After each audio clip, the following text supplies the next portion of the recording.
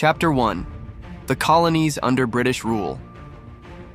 Hey guys, imagine living in a place where you work day and night, pouring your heart into the land, only to have someone across the ocean demand your money without giving you a voice.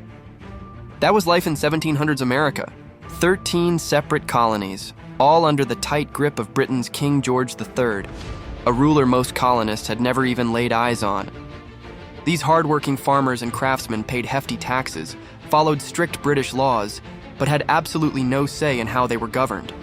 No right to vote, no representation, no freedom to make their own choices. It was like having a distant landlord who kept raising the rent but never fixed the roof. This was the daily reality for American colonists, and it was about to reach a breaking point. Chapter 2.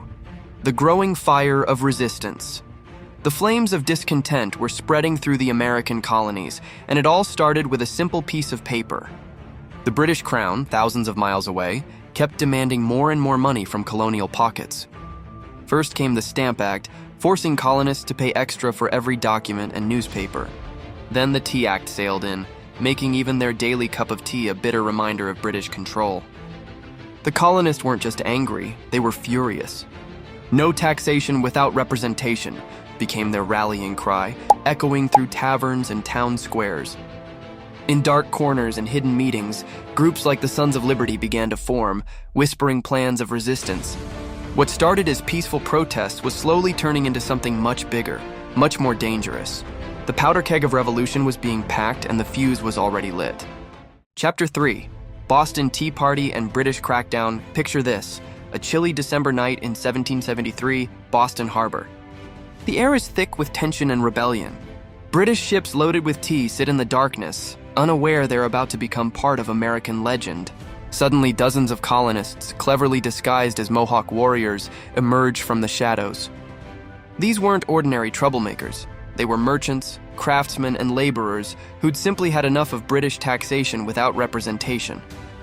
In just 3 hours, they dumped 342 chests of British tea into the harbor, worth nearly $2 million in today's money. But Britain's response? Oh, they weren't going to let this slide.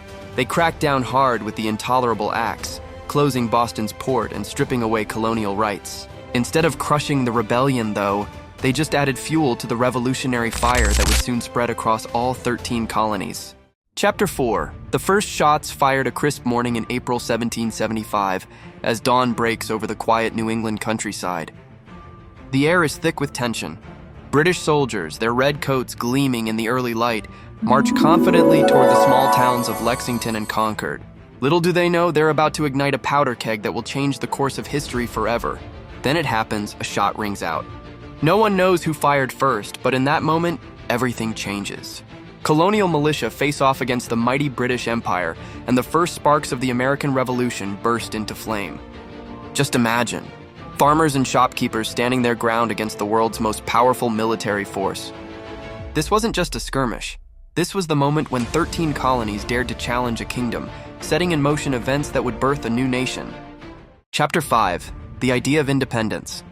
In a time when America wasn't seeking independence at all. Hard to believe, right? Back in the early 1770s, most colonists simply wanted to patch things up with Britain, their motherland.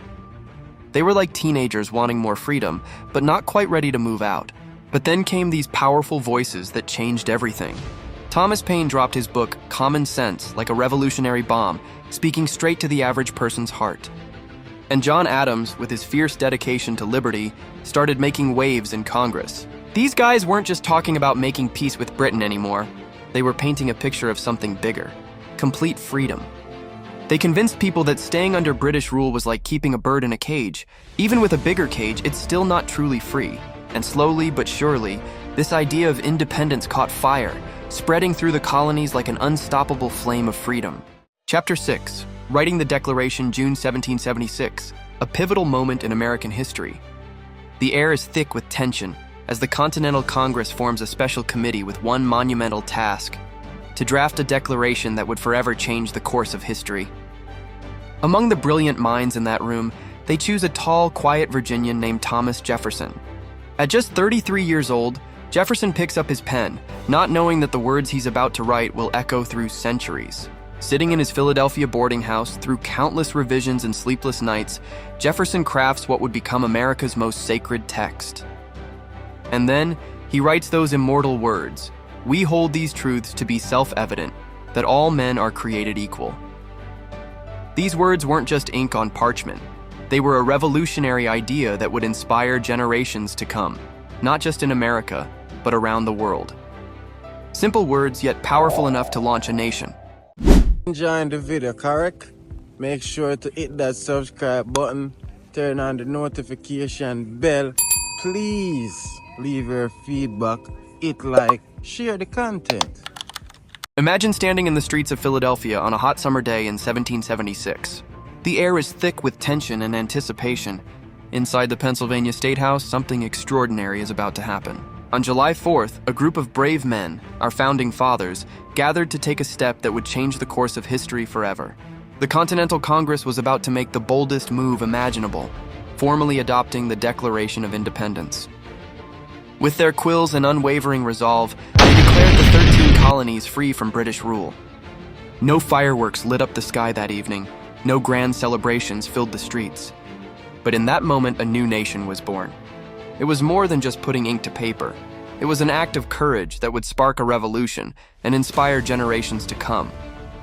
A simple day in Philadelphia that changed everything. Chapter 8. A War for Freedom.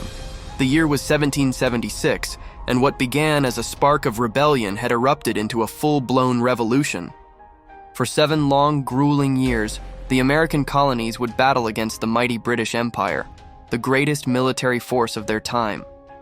But this wasn't just an army of trained soldiers. These were ordinary people fighting for an extraordinary cause. Farmers left their fields, blacksmiths abandoned their forges, and merchants closed their shops. Even former slaves took up arms, all united by a single powerful dream: freedom. The odds seemed impossible. The colonies were up against a superpower with vast resources and battle-hardened troops. But with determination, clever strategy, and crucial help from allies like France, these brave colonists did the unthinkable.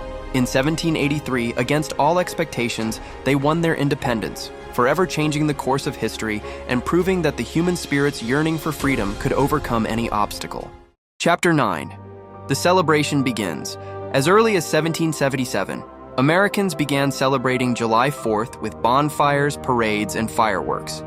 Over the centuries, it became known as Independence Day, a time to honor liberty, freedom, and the birth of the United States. Chapter 10. Why it still matters. Today, July 4th is more than just barbecues and fireworks. It's a reminder of the struggle, sacrifice, and courage it took to become a free nation. It's about people who stood up and said, "We will be free, and we will write our own story."